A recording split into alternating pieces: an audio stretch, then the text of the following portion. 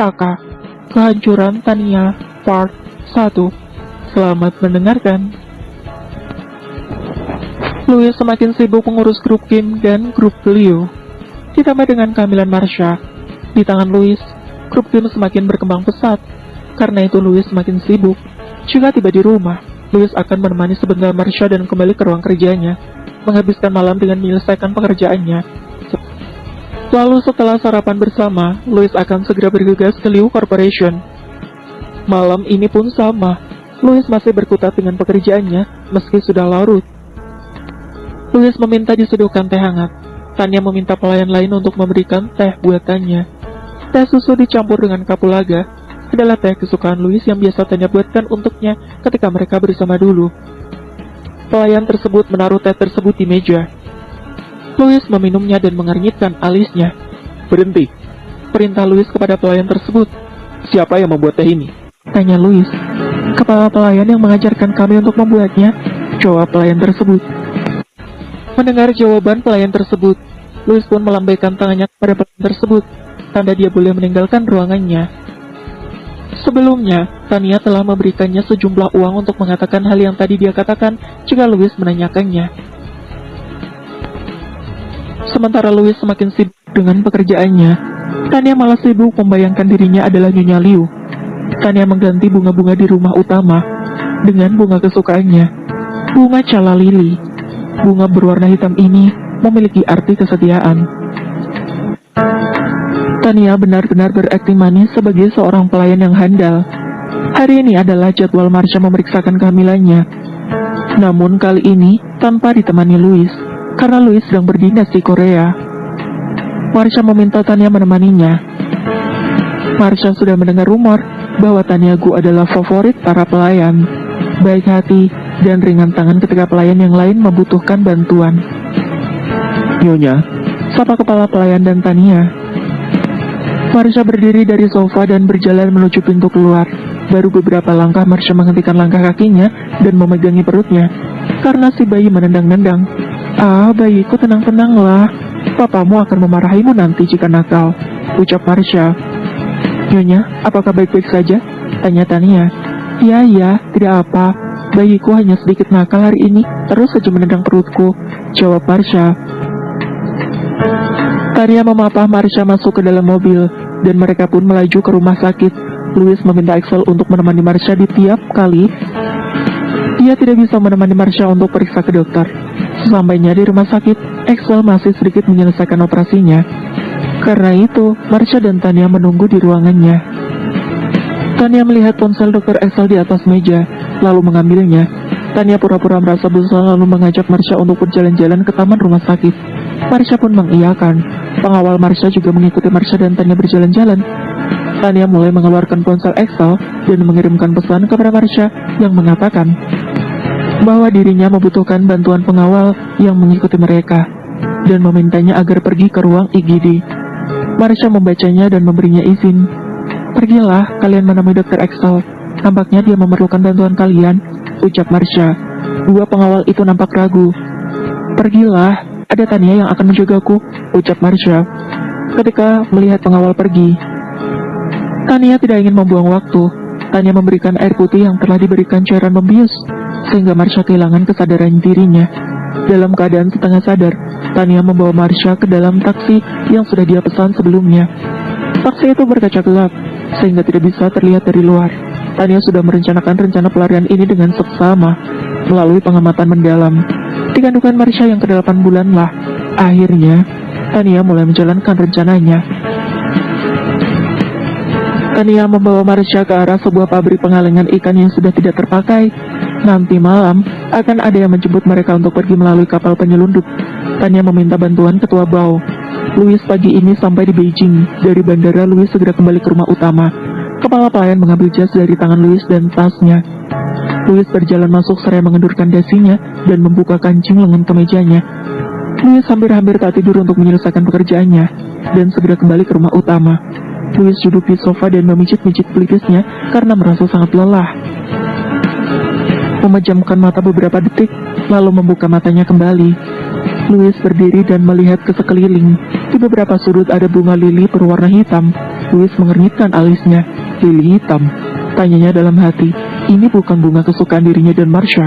Dek, hati Louis berdebar ketika mengkaitkan lili hitam dan teh susu kapulaga. Louis segera mengambil ponselnya untuk menelpon Axel, namun tidak terjawab karena Tania membuang ponsel tersebut ke tempat sampah. Axel pun sama paniknya ketika pengawal mengatakan dirinya meminta bantuan para pengawal yang hari ini mendampingi Marsha. Aku tidak pernah mengirimkan pesan kepada nyonya kalian, ucap Axel. Mendengar hal itu, pengawal dan Axel segera berlari ke tempat terakhir mereka meninggalkan Marsha. Dan Marsha sudah tidak ada di sana. Louis terus-menerus menghubungi Axel seraya bergegas pergi ke rumah sakit. Axel mendapati ponselnya ada di tempat sampah, lalu menjawab telepon Louis. Apa Marsha bersamamu?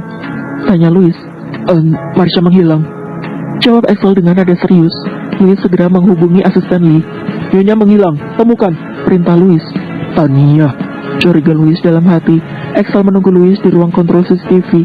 Axel melihat Marsha datang bersama Tania, namun Axel tidak mengenali wanita yang ada di layar CCTV itu sebagai Tania yang dia kenal dulu. Brak!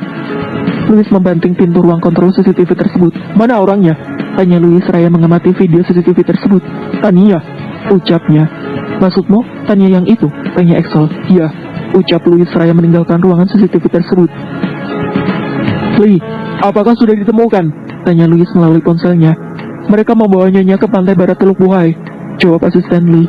Louis segera melajukan mobilnya dengan cepat. Axel yang baru saja masuk ke dalam mobil sedikit menghantam kaca jendela karena belum memasang sabuk pengaman. Sementara itu, Marsha dan Tania baru sampai di pabrik tua. Marsha setengah sadar karena hanya minum beberapa teguk saja. Tania melemparkan tubuh Marsha ke lantai yang dingin itu. Kau, apa yang kau lakukan? Tanya Marsha seraya berusaha menjaga kesadarannya. Tania berjongkok dan memegang dagu Marsha. Kau adalah sumber malapetaka buatku, ucap Tania dengan marah. Aku, tanya Marsha dengan bingung. Ya, kau telah mengambil Louis dan menghancurkan hidupku, ucapnya lagi. Menghancurkan hidupmu, tanya Marsha yang semakin bingung. Tania berdiri sambil bersedekap. Aku dulu adalah seorang artis yang terkenal, namun tiba-tiba datang seorang gadis bisu dan menghancurkan segalanya, ucap Tania. Hartaku, juga priaku, ucap Tania seraya tertawa histeris. Bukankah kau patut kuhukum karena sudah bersikap nakal? Ucap Tania seraya membelai pipi Marsha dan menamparnya. Kau mau apa? Tanya Marsha sambil menahan sakit di pipinya. Aku ingin kau merasakan rasanya tersiksa, jawab Tania. Tania mengeluarkan botol yang sudah berisi obat yang sudah dicairkan bersama dengan air untuk diminumi kepada Marsha. Kekuatan Tania yang memaksa Marsha untuk meminum cairan obat tersebut sangatlah kuat, sehingga Marsha tidak bisa mengelak dan menelannya pada akhirnya. Itu adalah cairan induksi persalinan, ucap Tania. Apa? Kau sudah gila, Tania. Kandunganku baru berusia 8 bulan, belum saatnya melahirkan, ucap Marsha. Hei, bukankah sudah kukatakan, aku ingin kau merasakan apa itu sebuah siksaan, ucap Tania menyeringai. Hati Louis semakin tak karuan. Louis membawa mobilnya seperti orang gila. Itu sangat-sangat cepat, sampai-sampai Axel tidak berani membuka mata. Marsha memegangi perutnya.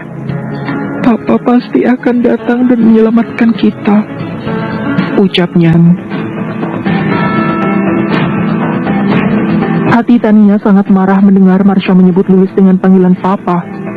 Tania mendekati Marsha dan menendang perut Marsha. Lalu Tania meraih dagu Marsha.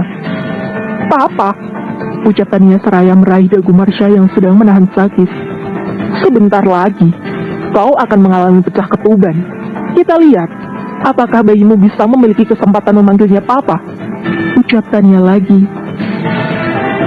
Kau benar-benar sudah gila, Tania, ucap Marsha yang berusaha melindungi perutnya dengan kedua tangannya. Rupa, Marsha sudah sangat berantakan, bengkak di pipi karena tamparan dari Tania. Wajah memucat karena menahan rasa sakit di perutnya, seraya mempertahankan kesadarannya. Marsha terus-terusan mencubit lengannya agar tetap tersadar. Tangan putihnya berubah menjadi warna kemerahan karena Marsha mencubitnya keras-keras. Sayang sekali, kalian tidak akan bisa berkumpul menjadi satu keluarga yang utuh, karena sebentar lagi kau akan menemui ajalmu, bisik Tania di telinga Marsha. Marsha hanya bisa terbaring seraya mempertahankan kesadarannya yang semakin berkurang. Sedangkan Tania sangat puas melihat Marsha tersiksa menahan sakit kontraksi yang mulai menyerang. Marsha mencoba bangkit, duduk bersandar. Apa kau baik-baik saja, nak? Beri mama tanda, tahu kau baik-baik saja. Ucap Marsha seraya tersenyum sambil mengusap lembut perutnya. Tuk, si bayi menjawab dengan memberi tendangan kecil di dinding perut Marsha. Ah, anak pintar. Ucap Marsha yang merasa si bayi tengah memberikan jawabannya. Tenanglah, Papa akan datang menyelamatkan kita. Ucap Marsha kepada bayi di dalam perutnya. Asisten Lee dan Louis tiba bersamaan. Menyebarlah dan temukan Nyonya. Perintah Louis. Asisten Lee dan beberapa pengawal mulai masuk menelusuri pabrik tua tersebut. Louis dan Axel juga mulai menelusuri bagian-bagian koridor pabrik tua tersebut. Asisten Lee dengan cepat menemukan tempat Marsha disekap. Louis yang mendengarnya segera menuju ke ruangan tersebut dan mendobrak pintunya. Hati Louis merasa termas-remas melihat pemandangan Marsha yang begitu mengkhawatirkan.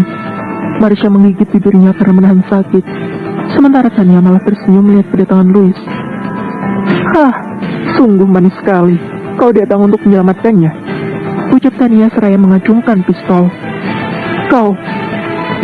Kau mengapa selalu mengejarnya? Tanya Tania seraya menahan air matanya. Apa kurangnya diriku dibandingkan wanita bisu ini? Tanya Tania lagi.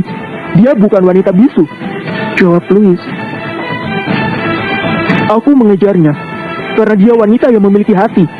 Jawab Louis lagi. Tidak, Louis. Aku adalah cintamu yang sebenarnya. Ucap Tania penuh rasa marah dan menodongkan pistol yang ada di tangannya ke kepala Marsha. Tania merencanakan ini karena sudah yakin pasti akan tertangkap oleh Louis pada akhirnya. Baginya, jika dirinya tidak bisa memiliki Louis, maka wanita lain tidak boleh memilikinya juga. Jadi biarkan mereka berdua mati di hadapan Louis. Ini akan menjadi siksaan tersendiri bagi Louis di masa-masa ke depan kehidupannya. Bagi Tania, adalah sebuah balas dendam yang manis. Tania, jangan berani-beraninya untuk menyentuhnya.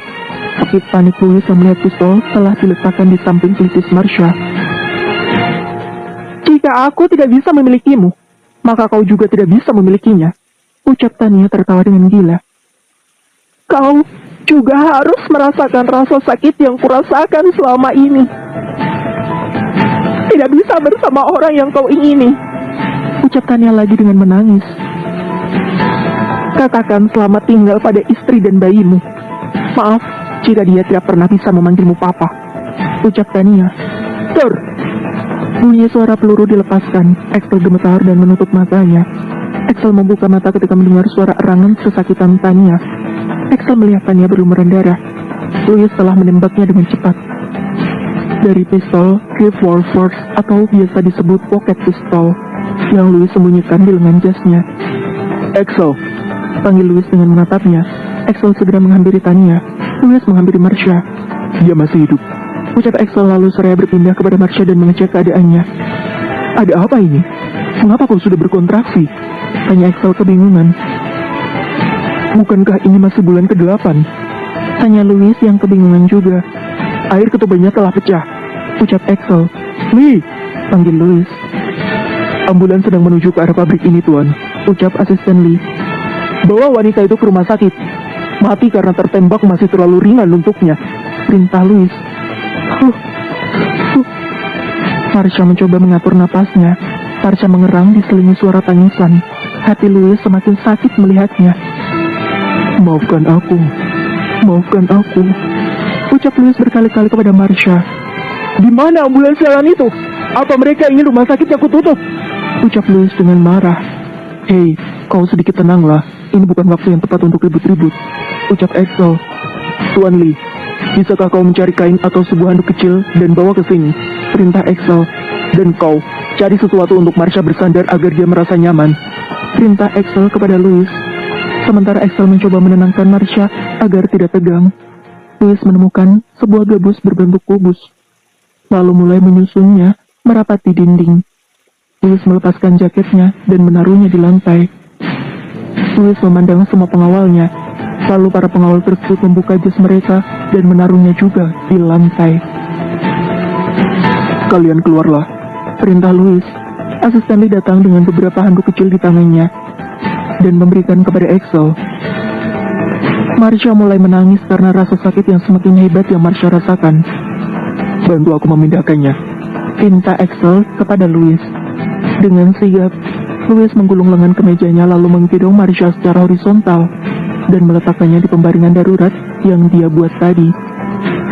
Louis merasakan di lengannya ada cairan hangat. Itu adalah cairan lendir bercampur darah dan diikuti dengan air ketuban yang pecah. Melihatnya, Axel sama terkejutnya dengan Louis. Apa kau diberikan obat induksi? Tanya Axel kepada Marsha. Marsha mengangguk sambil menahan sakit. Axel tambah terkejut. Bersiaplah, istrimu sepertinya akan melahirkan di sini. Ucap Axel seraya melihat kotak P3K yang dibawa oleh asisten Lee. Marsha, dengarkan aku. Pinta Axel. Aku ingin, ketika kau mengejan, mendorong bayimu keluar, maka kau jangan memejamkan matamu, agar pembuluh darah di sekitar matamu tidak pecah. Perintah Axel. Anggukkan kepalamu jika kau paham. Ucap Axel. Marsha pun menjawab dengan mengangguk.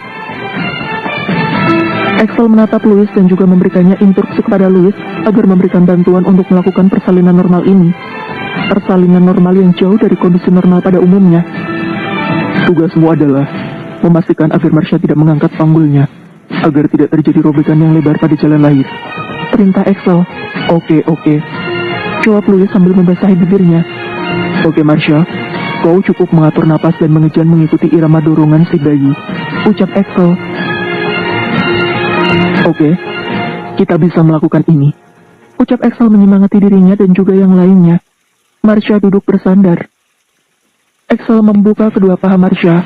Hei, apa yang ingin kau lakukan? Tanya Louis mendengus. Aku hanya ingin melihat posisi kepala si bayi. Jawab Axel. Posisi kepala? Tanya Louis bingung. Hais, aku tidak ada waktu untuk menjelaskannya. Ucap Axel. Axel pun segera melihat jalur lahir. Kepala si bayi sudah mengarah jalur lahir. Bersiaplah. Perintah Axel menatap Louis yang masih terlihat tidak terima. Axel melihat bagian intim wanitanya.